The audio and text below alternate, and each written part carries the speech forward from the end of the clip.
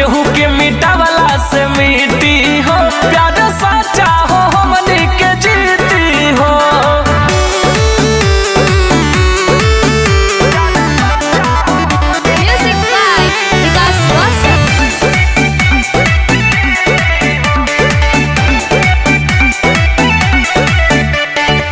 कब सुना जाए मर्डर के खबर, मत में दिन रात गूंजेला।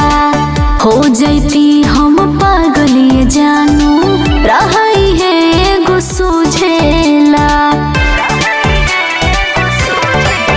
कुछ हो ही न जान सुना भाग के, मार दे मारे वाला पीछे लाग के। उहे बुझेला दर्द के जेकरा पाई बीती हो।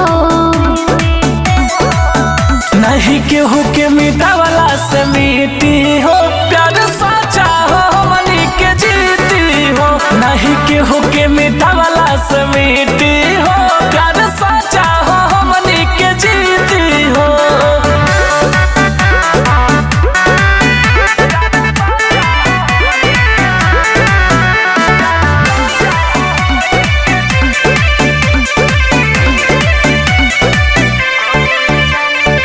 कबो ये जानू पास हो नहीं पाइब दुनिया के इम्तिहान से।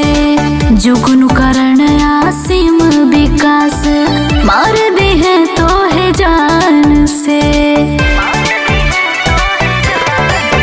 जदि मौत से जान हम डरती हो, तो मोहब्बत न तुहरा से करती हो।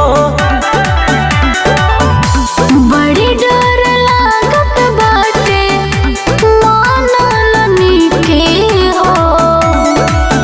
नहीं केहू के मिटावला से मिटी हो,